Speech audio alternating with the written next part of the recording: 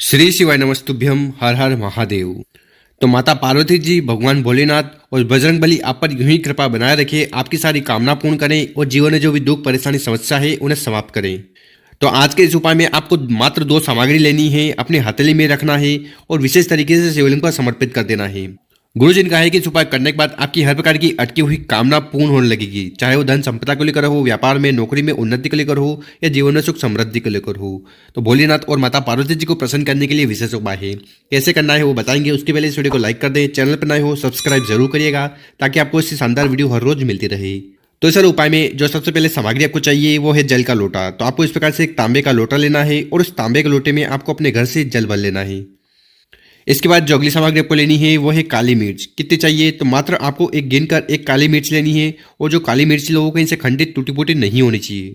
इसके बाद जो अगली सामग्री आपको लेनी है वो है काले तिल। ठीक है, तिल दो तरह के आते हैं, एक सफेद और दूसरे काले तिल। तो आपको इस वाले उपाय में 11 या 7 काले तिल के दाने लेने हैं और जो काले तिल के दाने लो ये कहीं से खंडित टूटे फूटे नहीं होने चाहिए।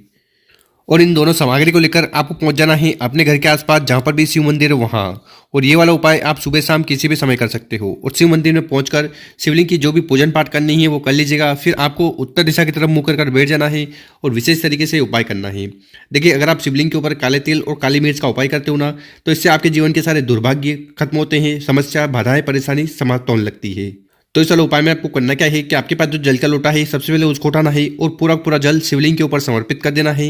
ओम नमः शिवाय श्री शिवा नमस्तुभ्यम इस मंत्र का जाप करते हुए जल को समर्पित कर दिया। इसके बाद आपके पास जो 7 काले तिल के दाने हैं और एक काली मिर्च है, इन दोनों सामग्री को उठाना है और अपने सीधे वाले हाथ में कुछ इस प्रकार से रख देना है। और हाथ में रखते हुए आपकी जो भी कामना है या जीवन में जो भी दुख परेशानी समस्या है जिसके कारण आप बहुत ज़्यादा दुखी परेशान हो, तो वो समस्या खत्म हो जाए उसके लिए प्रार्थना करते हुए ये काली मिर्च और 7 काली तिल के दाने को अपने मुट्ठी में बंद कर लेना है। ठीक है, तो इस प्रकार से आपको अपनी मुट्ठी बना लेनी है और उन दोनों सामग्री को अपने मुट्ठी में बंद कर लेना है। उसके बाद उस मुट्ठी को उठाना है और उस मुट्ठी को आपको शिवलिंग के ऊपर रख देना है। ठीक है, और मुट्ठी को रखने के बाद आपको विशेषकर कुंदकेश्वर महादेव जी से प्रार्थना करना है कि हे कुंदकेश्वर महादेव जी, मेरे जीवन में ये दुख है, परेशानी है, समस्या है, यह मेरा जीवन दुर्भाग्य से भरा हुआ है, तो हम पर कृपा करें और ये सारी समस्या खत्म हो जाए। तो ऐसी प्रार्थना करते हुए वो दोनों सामग्री को आपको शिवलिंग के ऊपर समर्पित कर देना है। ओम नमः शिवाय श्री शिवा नमस्तुभ्यम इस मंत्र का जाप करते हुए इसके बाद आपको शिवलिंग के पास बैठ जाना है। विशेषकर आपको एक बार और कुंदकेश्वर महादेव जी से आपकी जो भी समस्या है, दुख है, परेशानी है, उसके लिए प्रार्थना कर लेना है। तो इस प्रकार से आपको पहला वाला उपाय जरूर करना है। गुरु जी ने कहा है कि जो भी व्यक्ति इस प्रकार से 2 सामग्री अपनी मुट्ठी में लेकर विशेष तरीके से शिवलिंग पर समर्पित कर देता है ना, अपने दुख और परेशानी को कहते हुए, तो इससे भगवान भोलेनाथ प्रसन्न होते हैं और उस व्यक्ति के जीवन में जो भी दुख परेशानी समस्या है उन्हें समाप्त करते हैं। अब जानते हैं गुरु जी द्वारा बताया गया दूसरा उपाय। विशेषकर उपाय को करना है अगर आपकी ऐसी कोई दिल की बात है जो कई दिनों से पूर्ण नहीं हो पा रही है।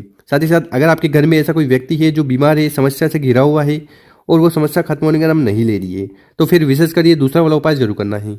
तो इस वाले उपाय में जो सबसे पहले सामग्री आपको चाहिए वो है तांबे का लोटा। तो इस प्रकार से आपको तांबे का लोटा लेना है और उस तांबे के लोटे में आपको अपने घर से किचन से शुद्ध जल भर लेना है। इसके बाद जो अगली सामग्री आपको लेनी है वो है बेलपत्र। ठीक है, कितने बेलपत्र की जरूरत है, तो आपको इस वाले उपाय में गिनकर 3 बेलपत्र लेने हैं और जब भी बेलपत्र लो ना, वो कहीं से खंडित टूटे फूटे नहीं होने चाहिए। गुरु जी कहते हैं कि अगर आपको बेलपत्र नहीं मिल पा रहे हैं तो शिव मंदिर जाइएगा, शिवलिंग पर चढ़े हुए बेलपत्र को उठाइएगा, शुद्ध जल से धोइएगा और उपाय में उपयोग कर लीजिएगा। तो इस प्रकार से मात्र 3 सामग्री को लेकर आपको पहुंच जाना है अपने घर के आसपास जहां पर भी शिव मंदिर है वहां। ठीक है, गुरु जी ने कहा है कि ये उपाय भी आप सुबह शाम अपनी इच्छा अनुसार कर सकते हो। और शिव मंदिर में पहुंचकर सबसे पहले दक्षिण दिशा में बैठ जाना, आपका चेहरा उत्तर दिशा की तरफ होना चाहिए और जो भी पूजन पाठ आपको शिवलिंग की करनी है वो कर लीजिएगा।